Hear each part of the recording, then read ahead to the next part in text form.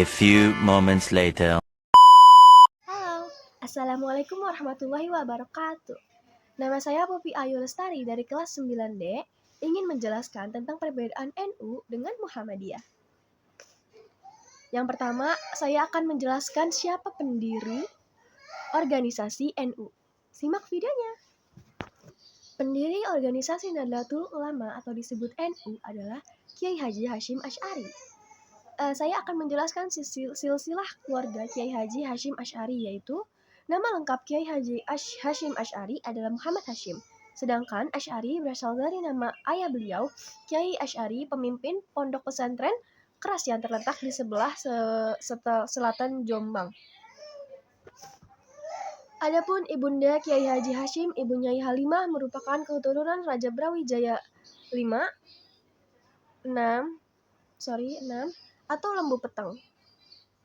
Beliau dilahirkan di Pondok Gedang, Jombang pada tanggal 14 Februari 1872 Masehi atau bertepatan dengan 12 Zulqa'dah 1287 Hijriah.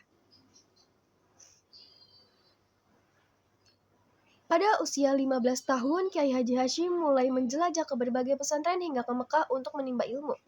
Kiai Haji Hashim menikah dengan Nyai Hadijah, putri Kiai Yakub dari Siwalan Panji, Sidoarjo pada tahun 1892 di usia 21 tahun. Setelah 7 bulan bermukim di Mekah, Nyai Hadijah melahirkan putra pertama Kiai Haji Hashim Asy'ari yang diberi nama Abdullah. Namun, Allah berkehendak lain, Nyai Hadijah meninggal sesuai persalinan disusul putra beliau usia 40 hari kemudian. Setelah pernikahan pertamanya, Kiai Haji Hashim kembali menikah pada tahun 1899 dengan Nyai Nafisah, putri Kiai Romli Kediri.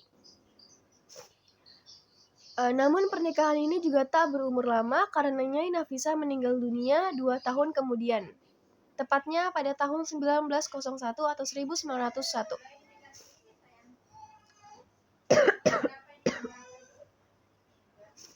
Kiai Hashim memutuskan untuk menikah kembali dengan Nyai Nafiqah, putri Kiai Ilyas dari Pondok Pesantren Sewulan Madiun. Dari pernikahan ketiga ini, Kiai Hashim dikaruniai 10 anak, orang putra-putri yang yaitu bernama Hana, Khairiyah, Aisyah, Azah, Abdul Wahid, Abdul Hakim, Abdul Karim, Ubaidillah, Masyhuro, dan Muhammad Yusuf. Sayangnya Nyai Nafiqah juga mendahuluinya pada tahun 1920. Sepeninggal Nyai Nafiqah, Kiai Hashim menikah dengan Nyai Masyhuro, putri Kiai Hasan, pengasuh Pondok Pesantren Kapurjo, Kediri. Beliau memiliki 4 orang anak, yaitu Abdul Qadir, Fatimah, Khadijah, dan Muhammad Yakub. Nyai Masyhuro adalah istri terakhir Kiai Hashim yang mendampingi hingga akhir hayatnya. Lalu, berdirinya Nahdlatul Ulama dengan membentuk organisasi bagi pergerakan tokoh dan pemuda muslim pada tahun 1916. Organisasi ini diberi nama Nahdlatul Watan yang berarti kebangkitan tanah air. 2 tahun setelahnya lahirlah organisasi yang bernama Nahdlatul Fikr yang berarti kebangkitan pemikiran. Tak lama kemudian lahir lagi organisasi yang bertujuan untuk memperkuat perekonomian rakyat dan membantu pengembangan organisasi sebelumnya yang bernama Nahdlatul Tujar yang berarti kebangkitan kaum saudagar. Oleh karena itu, muncullah pergerakan kaum cendekiawan pada tahun 1908 yang ditandai dengan berdirinya organisasi Pemuda Budi Utomo dan dikenal sebagai Masa Kebangkitan Nasional. Embrio NU juga berawal dari bentuknya Komite Hijaz. Di samping rencana pembongkaran tersebut, Raja Saudi kala itu berkeinginan untuk menghapus paham mazhab 4 imam besar di wilayah kekuasaannya dan hanya menerapkan mazhab Wahabi sebagai mazhab resmi.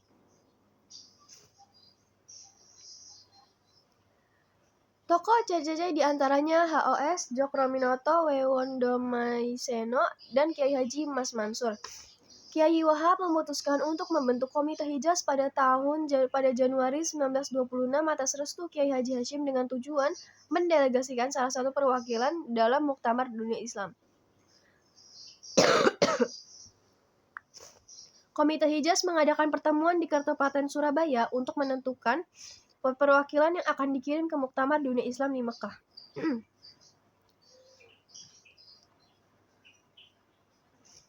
Mendasari hal tersebut, maka lahirlah satu organisasi yang atas usul Kiai Haji Mas Alwi Abdul Aziz diberi nama Nahdlatul Ulama sebagai naungan bagi Kiai Haji Asnawi untuk mengikuti Muktamar Dunia Islam di Mekah.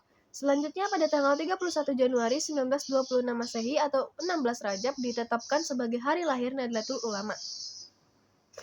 Tujuan berdirinya Nahdlatul Ulama adalah menegakkan ajaran Islam menurut paham Ahlus Sunnah wal Jamaah di tengah-tengah kehidupan masyarakat di dalam wadah Negara Kesatuan Republik Indonesia. Usahanya yang pertama di bidang agama, melaksanakan dakwah Islamiyah dan meningkatkan rasa persaudaraan yang berpijak pada semangat persatuan dalam perbedaan. Yang kedua, di bidang pendidikan, menyelenggarakan pendidikan yang sesuai dengan nilai-nilai Islam untuk membantu muslim yang bertakwa, berbudi luhur, dan berpengetahuan luas. Yang ketiga, di bidang sosial budaya mengusahakan kesejahteraan rakyat serta kebudayaan yang sesuai dengan nilai keislaman dan kemanusiaan. Yang keempat, di bidang ekonomi mengusahakan pemerataan kesempatan untuk menikmati hasil pembangunan. 5. Mengembangkan usaha lain yang bermanfaat bagi masyarakat luas. Sekian itu penjelasan tentang Nahdlatul Ulama. Selanjutnya saya akan menjelaskan tentang Muhammadiyah. Lalu yang kedua, saya akan menjelaskan tentang pendiri organisasi Muhammadiyah, yaitu Kiai Haji Ahmad Dahlan. Nama kecil Ahmad Dahlan adalah Muhammad Darwis. Beliau merupakan putra keempat Kiai Haji Abu Bakar. Beliau merupakan keturunan ke-12 dari Maulana Malik Ibrahim atau Sunan Giri. Kemudian pada tahun 1888 Masehi, Ahmad Dahlan pergi ke Mekah untuk menunaikan haji serta menimba ilmu, seperti tafsir, qiraat, tasawuf, mantik, dan falak atau astronomi, selama 5 tahun. Berselang 1 tahun, yaitu 1903, Ahmad Dahlan mendapatkan kesempatan untuk memperdalam ilmunya ke Mekah selama 3 tahun. Ia banyak belajar dengan Syekh Ahmad Khatib Al-Minangkabawi. Ia sangat tertarik pemikiran para tokoh pembaharu pemikiran Islam, yaitu Ibnu Taimiyah, Jamaluddin Al-Afghani, Muhammad Abdul, dan Muhammad Rashid Ridho. Ahmad Dahlan memiliki pengalaman mengajar di sekolah Quick School atau Sekolah Pendidikan Guru di Jetis, Yogyakarta, dan Opleiding School for Inlandse Ambtenaren, OSPIA, Sekolah Pendidikan untuk Pegawai Pribumi, di Magelang. Pada tahun 1909, Kiai Haji Dahlan masuk organisasi Budi Utomo, yaitu yang melahirkan banyak tokoh-tokoh nasionalis. Pada tahun 1911, akhirnya Kiai Haji Ahmad Dahlan berhasil mendirikan sekolah dengan sistem kelas sebagaimana sekolah Belanda. Pada tahun 1910 Masehi, Ahmad Dahlan juga bergabung dengan organisasi Jamiatul Khair.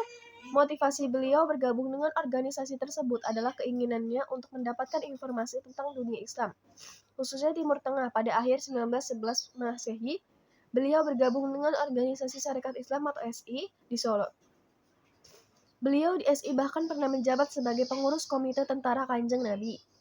Nah, berdirinya organisasi Muhammadiyah. Gagasan beliau tersebut mendapatkan dukungan dari para santri dan anggota Budi Utomo. Atas dukungan dari berbagai pihak, Kiai Haji Ahmad Dahlan mendirikan sebuah organisasi yang diberi nama Muhammadiyah pada tanggal 18 November 1912. 8 Zulhijjah 1330.